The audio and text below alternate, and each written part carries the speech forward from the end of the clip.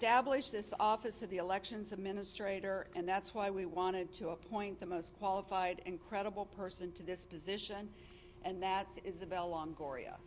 And the reality is that there's a 5-person commission, which Lena Hidalgo chaired a few years ago, and of all the applicants for the election administrator's job, Isabel Longoria was the one with the least qualifications. She had no election experience, and she had no credentials as it related to running elections. And today we've seen what happens when you put the wrong person in the job. Now, I'm a fairly easygoing person, and if it were only 1 or 2 mistakes, I'd say these things happen. But this election was an unmitigated disaster. From double booking people, to telling election judges that we had booked that they didn't need to show up, to delivering equipment to the wrong poll and to places that weren't even a poll, to missing equipment, to polling places where the equipment didn't work, to the wrong ballot size being delivered, to poor training, to, I can go on and on and on. It was at every level a disaster. So today we want to tell you why we filed the petition yesterday. I have joining me, you all know Senator Betancourt, but our attorney, Steve Mitby, Marga Matthews is our primary director. You know the Senator, Paul Betancourt, and Alan Vera, who heads up our committee as chair of the Ballot Security Committee.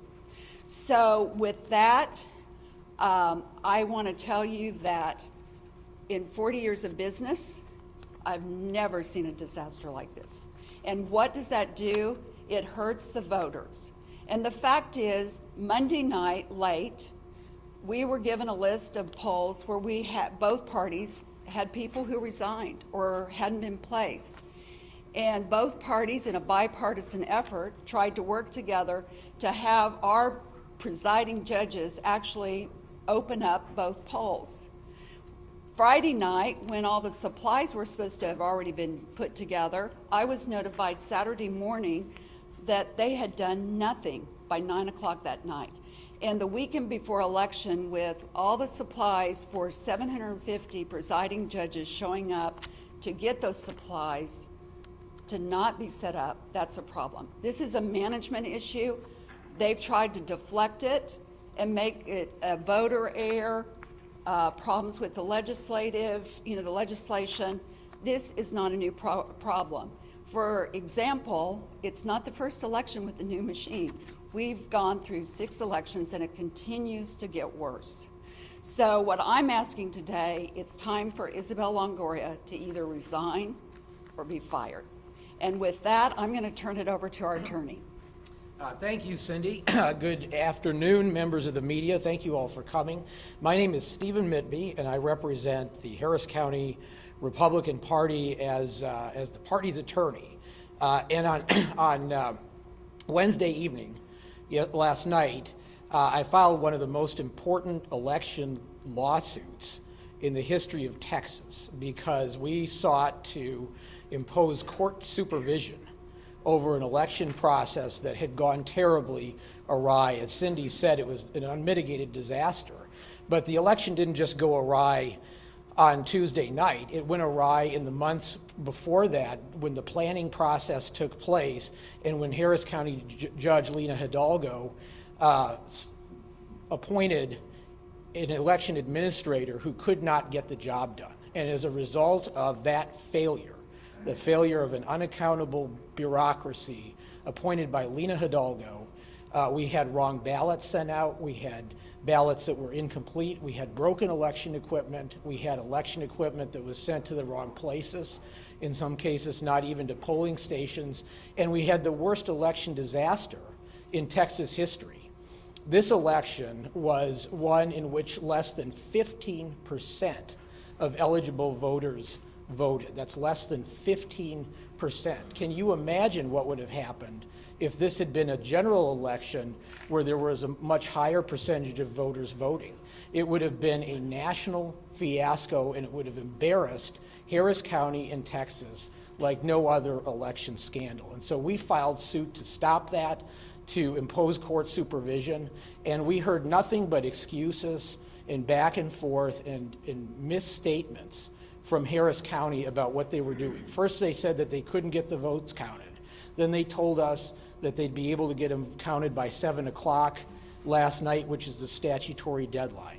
Then they missed that deadline, and finally they finished the counting in the wee hours of the morning, and we're still investigating to find out exactly whether it got done correctly and what mistakes may have been made. But we, fortunately, our lawsuit pressured them to get the job done in the wee hours of the morning and not delay this process any longer. So now that we're done with that, we're looking at the next steps and what legal action we can take to make sure that this never happens again, that no Harris County voters will be put at a disadvantage because of the incompetence of the Harris County administration led by Lena Hidalgo. Thank you. So I do want to introduce you. Most of you know State Rep Briscoe Kane. I asked him to be here today because I do think that there's been a lot of, again, deflection pointing towards the legislation or the mail-in ballots. I will point out, I think that there are people in the election administrator's office that's saying that the delay that we asked for the vote to stop the count last night, we did not. That there was a problem because of that they were tied up with the mail-in ballots. That's done by the early voting board. It's not done by the people who were at Central Count last night. So now I'm going to let briefly Alan Vera, who probably knows more in his little finger about how the election process works logistically, just briefly give you an overview of what takes place. Thank you, Cindy. I'll be very brief. The disaster we saw on Election Day had nothing to do with any new legislation. The lawsuit we filed had nothing to do with new legislation. Those sections of the election code were written in 1986 and 1992. So this was no surprise being sprung on the county. The election process is not appreciated by most of the public. It is an intricate, detailed process that requires planning. It requires experience. When you fire your director of training for the county elections 2 days before the early voting begins, you have a problem. When you hire an entire new staff to appoint election judges and clerks to the polling locations, and they've had 3 weeks experience before the election begins, you have a problem. So whatever you've been told, the disaster of Tuesday had nothing to do with new election legislation, had nothing to do with new laws of requirement. It was just bad experience, poor planning, and horrible execution. Thank you. Briscoe, did you want to say a few words? Okay, you want to do Q&A? Or? Go for it. I mean, I was going to echo what Go ahead. Vera had said. I want to echo what Alan Vera had mentioned real quick, but I did some research last night, and actually, it's been law since 1951. In 1963, again, it's been a law that they have 24 hours to turn those things in. It's also been a law since 1961, meaning it's been the law before any of us in this room were allowed to vote, that they must continuously count those votes. Moreover, though, what Harris County did on election night by asking the Secretary of State's office for an extension was essentially an unlawful request. Actually, because of new law, no one, including election officials or public officials, are allowed to waive, alter, suspend, or modify any requirement in the election code unless it's specifically authorized. So it's amazing that we have a county asking something that is illegally to be done, and they should just simply do their job. In 40 years of being involved in elections in Harris County, I've never seen an election system pushed to the point of a precipice where the election would not actually occur. That's what has happened this last Tuesday. We have an inexperienced, incompetent election administrator in the nation's third largest county that nearly collapsed the entire election process in the primaries when there's 1% turnout on the vote. I mean, not 1%, single-digit turnouts in that day. Look, for example, these ballots are supposed to be legal. That's the size that was supposed to be given out to all the election judges. Somehow, this size ballot was given out, which means that this part of the ballot didn't count. This is not rocket science. The people handing out this ballot from the county knew that it was the wrong size. The people delivering it knew it was the wrong size, and the people receiving it knew it was the wrong size, but yet we had a half a dozen polls that got this as supplies. Now, I went on red alert when I heard from Cindy that on Saturday, the election administrator called both political parties' chairs to apologize for the first time in Harris County's history not having the election equipment ready for the election judges to pick up on Friday night. For the first time in election history, this election administrator did not have equipment ready for what are one-day paid volunteers. That's what these precinct chairs are. They're one-day paid volunteers. They don't do this because they're getting rich. They do it because they love the American democratic process and are committed to it. Now, she followed that up with a conference call at 5 o'clock on Election Day, where she informed both political party chairs and the Secretary of State that she would be unable to make the 7 o'clock statutory deadline, as Representative Kane just said. Well, she was right. She was unable to do it. So the Secretary of State put out a warning message to the public at 7 o'clock, which she later denied even having the discussion. And then 3 times during the count yesterday, she informed the parties that she was going to be done, she was going to be done. It was only because this party filed suit to force it to be done that we have a count that we think is at least an unofficial version. But I challenge you all right now, go look at the detailed precinct results. Go look at races, and you'll see precincts with hundreds of more votes than actually are registered votes within the data they said. The data is not reconciled. Now, I'm a what gets measured gets fixed person. Okay? So if we have issues, that's why we wrote the law the way it was, to be able to collect this data. The reporting has not been done that was supposed to be done that night to the Secretary of State, so we don't know what happened yet in this primary, but we're going to find out. Because I'll say one thing about this absentee ballot issue. The absentee ballots had nothing to do with the phone call on Saturday that said, oh, I don't have election equipment ready for the first time in Harris County's history. Absentee ballots have nothing to do with the call, oh, I'm not going to be able to count the day vote by the day after the statutory limit. Oh, absentee ballots didn't have anything to do with the fact that they were promised over and over that the count would be complete, and only then did they decide, that they had heard enough lies, that they decided they're going to have to file suit. That's what we're talking about. You can't run the nation's third largest county with you just simply can't run the nation's third largest county elections without experience, without competence, and without leadership. And we have an election administrator that has none of the three. Now, I'm going to end on a bipartisan note. Many of you have seen my tweet already. There's a perfectly good solution out there. The Commissioner's Court could decide to return the elections to the existing Democrat office holders that it was taken from. Because I know the current Democrat county clerk would have to be more competent than the current election administrator. And that's the bipartisan note we'll end on. So we'll take questions. Obviously, we've had election issues since I've been in Harris County, whether Republican or Democrat is in charge. If these issues had arose under a Republican, would you still be as concerned? Yes.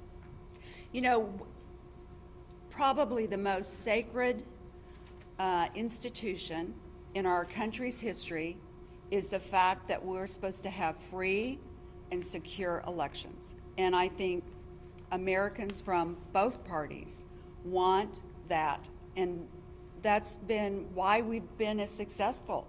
I mean, we all want to trust that when I go vote, whether it's Democrat Party or Republican Party or independent, that I'm going to be able to vote. I'm going to vote using whatever machine in a way that it will be properly recorded and counted. So as a Harris County resident, if this had happened under a Republican, I would have been saying the same thing. I have a Other question? I Yeah. have a question for Senator. You just challenged us to go look at, I don't know if I heard you correctly. You can look on my Twitter feed at Team Betancourt. Are you calling this are you calling a fraud at any point? The data is not reconciled. You can look at my tweet at Team Betancourt. You can see a picture of what the data looks like on a precinct level. It's not reconciled. It means the data they're reporting has got values that are much higher than the registered vote on these individual, in these individual races. Now, they may have finally found all the votes that they had. They may finally found all the equipment they were missing. They may have a total, but it's not broken down effectively into both party primaries. I used to be a primary director at one chance over 20 years ago, and there's no breakdowns yet. So the problem is that if you don't have data that makes sense, you can't measure and fix it. And right now we're looking at a situation where I've never seen this before. Al and I have been doing elections for a long time, and there's supposed to be a specific formula that they report, which is number of registered voters, provisional ballots, late absentees, et cetera. And they haven't turned those reports in yet. So are you calling this a fraud election? I'm calling it an election that's filled with election irregularities. See, throughout the whole debate on my audit bill and others, okay, as far back as October of 2020, I've been worried about election irregularities in Harris County. So I don't call anything a fraud until I get proof. I call it a massive amount of election irregularities that have occurred. That's the way you should do it. And we've got plenty of election irregularities to look at this point. Cindy? Yeah. Cindy, correct me if I'm wrong. The election administrator is someone that is put into that position, it's approved, correct, by the committee. But you're part of that committee. I mean, Republicans and Democrats do have a voice. Yes, I am now part of it. When she was hired, I wasn't county chair, but I will tell you in that 5-person commission or committee, our former chair, he voted against hiring her. And Ann Harris Bennett, the tax assessor, Democrat, voted against hiring her. Lena, it's my understanding from conversations, is Lena Hidalgo pushed for her, someone with no experience, to run the elections in the 3rd largest county in the country. And last night, Judge Hidalgo did provide us with a statement indicating that while there was some obviously some conversations with regards to party politics at the state level, or the parties at the state level, here at the local level, she said that it doesn't absolve what took place, and that she's asking for, and I'm paraphrasing, but she's asking for an accounting of what happened here by all the parties involved. Do you agree with that? Yes, I'm an accountant, CPA. We need to, as the senator said, we need to investigate and figure out what the data shows. And we're in the process, and we actually have asked our voters and our precinct judge, presiding judges, anyone. We've got an election hotline, 512-991-0117. So we're trying to gather that data so we can assess how substantive all these issues are as it relates not to the equipment, but to the actual votes counted, and how pervasive this problem was due to Isabel Longoria's ineptness. And I know that another lawsuit is likely. Would anyone like to speak? I've asked our attorneys to investigate all legal actions and others that we can potentially pursue.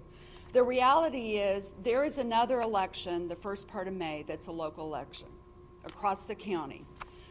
The reality is May 24th, both parties have a primary runoff. And the reality is we're going to have the largest election for a midterm come November. We know both sides are stirred up, and if these problems are not solved, where are we going to be? I mean, people go out and vote, and we were really pleased with the turnout from Republicans. We had 300 people standing in line that had come to the poll, one of our polls at 7 o'clock. They left at 11 o'clock because they care enough to vote. Where are we going to be in November if these aren't addressed? Have you reached out to the other members of this committee and expressed to them what you're seeing at this meeting? I have been having conversations off and on with my counterpart in the Democrat Party. And on these conference calls, he's expressed real concerns, and they had frustration. And you can understand why both parties had judges that said, I can't assume the risk and run something that, you know, I don't have the equipment. I don't have the proper ballot paper.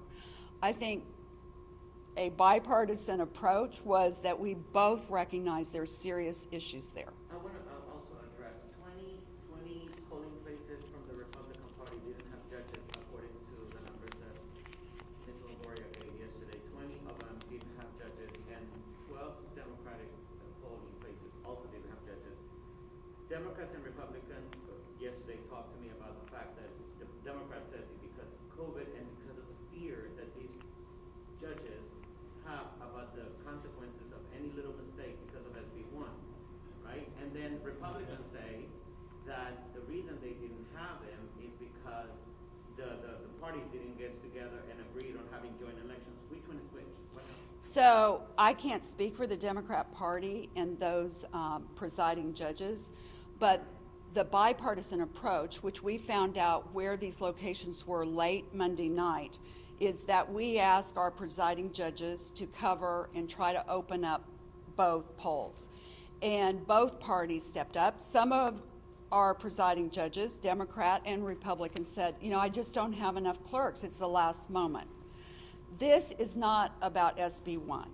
This is a management or a lack of management problem. You know, you just don't try to run an election for the third largest county this way. Yes, the Republican Party, because historically we have said we will share the location, but we want to run our own primary. And I think this is further proof of why we want to run our own primary. In terms of the positions and the empty spots, I will tell you there's been massive problems for months now. We've had a shared document that the county, the Democrat Party, and we've been staffing those locations. And I spent many hours Friday night and Saturday morning doing a reconciliation between what they were showing and what we had in terms of staffing. They had double booked people that we had filled months ago. So we said, move them to the 10 spots that were missing. They didn't do that. We had people showing up that both parties thought that they were, I mean, both of who they assigned and who we assigned, we thought that they were both going to be, you know, they were like, who's supposed to be responsible? They sent people that we had assigned home. So I don't know how good that number is. If they had just done what I asked them to do Saturday morning, I don't think we would have had, from our standpoint, that kind of problem. I mean, look, real quick, it's either incompetency or malice. Logic says it's likely incompetency. If it's incompetency, of course, the county needs to get rid of the election administrator. Why? Because they'd be accountable to the voters. Number two, though, speaking of staffing, I've heard multiple reports of people calling, even a few days before the election, asking if they needed to move volunteers, only to be turned away to say they had enough.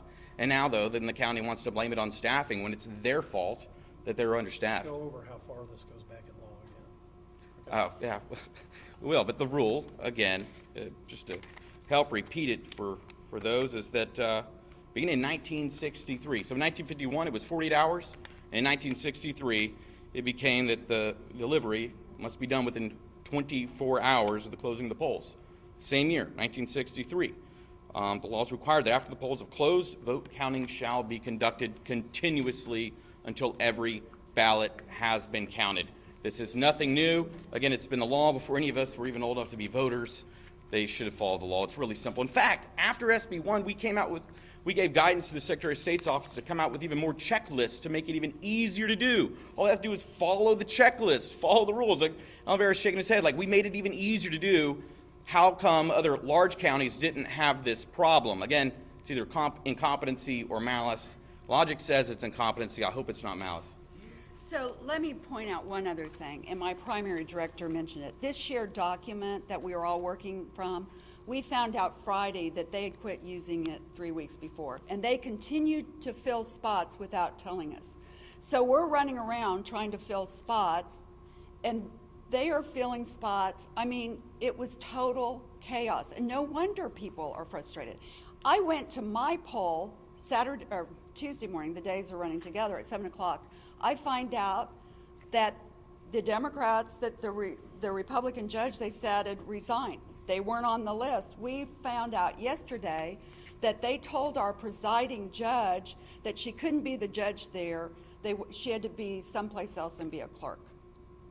These are the problems that we were addressing. Yeah. While you mentioned irregularities, right? I don't think there's a body out there, or is there a body statewide that can come in and examine to see what's really going on? Is that on Secretary of State? Is it on the Attorney General? Who can come in here and get to the bottom of what really happened? There's two paths if there's been criminal violations. The Attorney General can look at proceedings either in this county or adjacent counties. When you look at the civil liability of all this, the Secretary of State has already initiated a phase 1 audit, limited audit that's already been completed, and they're in the process of requesting information on a phase 2 audit.